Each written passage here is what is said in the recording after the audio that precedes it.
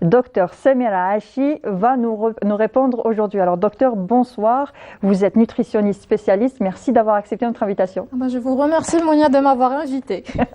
Alors, est-ce que c'est possible d'avoir une alimentation équilibrée pendant le Ramadan? Souvent, pendant le Ramadan, c'est la table super, hyper garnie. Alors, shorba, bourek, salade, jouez, c'est le tout et n'importe quoi. Voilà, c'est un peu tout ce qu'on n'a pas mangé pendant la journée, peut-être même pendant la semaine. On essaie de le réunir pendant le pour ftar. Compenser. Exactement. Soi-disant pour compenser. Tout à fait. On peut manger très équilibré le mois de Ramadan, surtout sans être déshydraté, parce que c'est le paramètre qu'on oublie pendant le Ramadan. Donc, on essaie de privilégier l'alimentation tout en oubliant l'eau. Et il y a même des gens qui remplacent tout simplement l'eau par les autres boissons. Limonade, sherbet, les sodas, etc. Donc, franchement, les autres boissons, ça ne remplace pas l'eau. Mais on va justement parler de l'alimentation équilibrée pendant le mois de Ramadan parce que, vous savez, tous les médecins et tous les professionnels de la santé et surtout les hospitaliers ont remarqué chaque année que les services d'urgence des hôpitaux se remplissent après le déjeuner, après le ftar du mois de Ramadan. Pourquoi? C'est à cause des malaises postprandiaux et quand on mange n'importe quoi. Et c'est en grosse quantité. En grosse quantité, mais aussi c'est les mauvaises associations entre les aliments.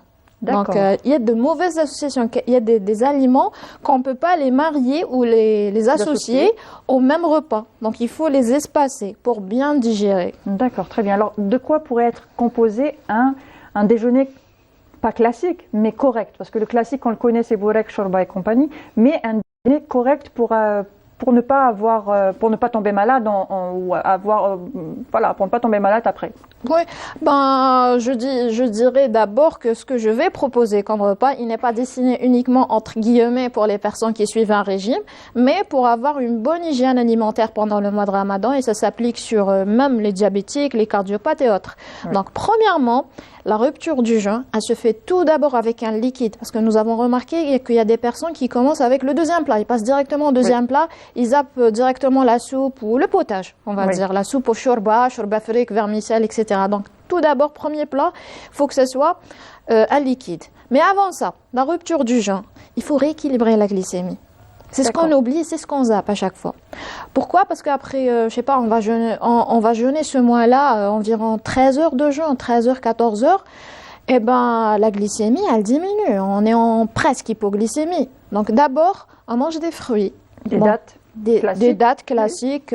Pour les diabétiques, pas des dattes, mais un autre fruit, par exemple des fraises ou une pomme, peu importe. Un fruit de saison. Un fruit de saison avec un verre d'eau, un grand verre d'eau. Ensuite, on passe au premier repas. Et l'association Al-Ben Au contraire, justement, Al-Ben, moi je conseille à tous mes patients de prendre Al-Ben ou bien le lait caillé qui est Rayib, ou bien même un yaourt, pour ceux qui désirent yaourt nature, pas yaourt sucré. Pourquoi? Parce que ça contient des probiotiques, ça veut dire des bactéries qui sont très bénéfiques pour le côlon. Et justement, ces bactéries vont participer à la bonne digestion et faciliter la digestion qu'on va consommer, des aliments qu'on va consommer, d'accord, au niveau du côlon, et ça va nous éviter de gros ballonnements. Bon, c'est vrai, contre parenthèses, il y a d'autres personnes qui disent que le ben, ça leur donne un ballonnement, etc. Mais c'est tout à fait normal. Du moment que c'est pas trop gênant et ça fait pas trop mal, donc il n'y a pas de souci. On ne peut pas comparer le ben à la limonade. Ah, bien sûr, bien sûr. La limonade donne bien plus de ballonnement qu'un Il faut savoir, je vais aussi donner une information très précieuse. La limonade, que ce soit sherbet ou bien les sodas, etc., donc tout ce qui est gazeux, ça contient des additifs alimentaires qui chassent le calcium qui est contenu dans notre corps. Donc les personnes qui consomment excessivement de soda vont voir tout simplement, par exemple, les dents déminéralisées. Ils vont avoir des carences en calcium. Carences en calcium, des caries dentaires, des os fragilisés, etc. Donc, pas de soda. D'accord. En plus, ça favorise les brûlures d'estomac. Donc, les gens qui souffrent de gastrite, par exemple, ou problèmes de côlon, des colopathies dont tous les Algériens souffrent, donc, d'accord, donc vont aggraver la situation. Et surtout pour sherbet. Moi, je déconseille fortement sherbet. Si vous voulez avoir, par exemple, une boisson qui est acide, etc., faites ça à la maison. Un jus de citron ou alors une eau aromatisée au citron? Oui, sinon. Faut juste savoir que la citronnade, on va dire, on la prend jamais à jeun.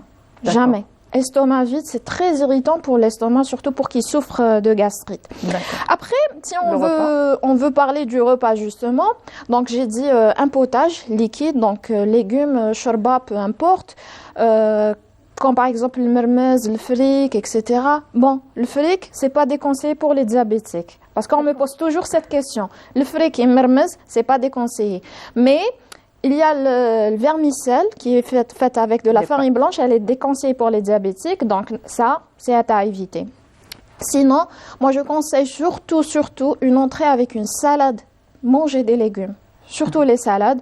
Crus de préférence? Crus ou bien semi-cuits, parce que les légumes se mangent mi-cuits. Al dente, on va dire. Al dente, oui. pour ne pas chasser tous les minéraux et les vitamines qu'ils en contiennent. Parce qu'il faut dire qu'un légume trop cuit, c'est un légume qui n'apporte rien au final. Oui, parce qu'on va déminéraliser tout le légume. Il y a presque rien du tout. Mais après, on va passer au bourek. D'accord, qui est le favori de tous les Algériens. Donc, moi, on me pose toujours la question au niveau de mon cabinet. On me dit, je vais faire comment pendant le ramadan? Docteur, vous n'allez pas me donner du bourek? Je dis, non, vous ne serez pas privé. Vous pouvez manger du bourek, mais il y a une condition. Il ne doit pas être frit dans un bain d'huile. Mais faites-le au four. Vous pouvez le badigeonner avec un peu d'huile pour que ça cuise, tout simplement. Pour qu'il y ait un peu ce croustillant, exactement. Que ça soit pas trop sec. Tout à fait. Et puis, il ne faut pas mettre de la pomme de terre, que de la pomme de terre à l'intérieur. Pourquoi? Parce que la pomme de terre, quand elle est cuite, et surtout sous forme de purée, ça augmente son index glycémique. Et quand on mange un aliment qui a un index glycémique trop élevé, qu'est-ce que ça provoque? Tout simplement, ça stimule notre pancréas à produire beaucoup d'insuline. Et l'insuline, c'est une hormone de stockage. Donc, imaginez un peu avec moi. Beaucoup de soda, donc beaucoup de sucreries, index glycémique élevé, pommes de terre, farine blanche, etc. Même chose, index glycémique élevé. Donc, on mange tout ça, l'accumulation. Imaginez un petit peu l'état de votre pancréas à pomper de l'insuline. Oui. Et cette insuline va ramasser tout ce que vous allez manger et c'est le secret. Pourquoi? Ça explique pourquoi les personnes prennent pendant le mois de Ramadan. D'accord. À part ça, moi je dis toujours, ne mangez pas tout à la fois. Donnez du temps à votre appareil digestif pour qu'il reprenne sa fonction. On peut fragmenter le déjeuner? Exactement, on peut le fragmenter. Donc, on commence avec ce que je viens de citer. Si c'est pas du bourek, moi je conseille par exemple du pain complet, du pain semoule, matlouh. Oui. Kisra aussi, que ce soit avec de la semoule simple. Ou bien avec de la semoule complète ou avec la semoule de l'orge, chère. Oui. Donc, c'est disponible sur le marché. Exactement. D'accord. Maintenant, il y a tout. Même, on peut faire un mélange de semoule simple avec du son de blé qu'on peut acheter séparément et mélanger les deux. Ça donne tout simplement une galette complète. Donc, ça a un index glycémique bas. Mais on doit éviter la farine blanche pendant le mois de Ramadan. Parce que c'est difficile à digérer. Deuxième point, on commence pas avec les viandes rouges pendant le premier repas du mois de Ramadan. Pourquoi? Parce que déjà, c'est trop gras, premièrement, et deuxièmement, c'est difficile à digérer, et notre appareil digestif vient de recommencer sa fonction. Voilà. D'accord? C'est ce qui vient de démarrer, on va dire. Il vient de démarrer. Donc, on va pas commencer avec des viandes. Donc non, on peut laisser ça un petit peu après pour le deuxième plat, mais avec des quantités vraiment raisonnables. Hein. Est-ce qu'on peut s'arrêter à ce que vous avez dit déjà? Donc, shorba, une petite salade bourek. Est-ce que, par exemple, ça peut faire un repas complet? C'est un seul repas. Oui.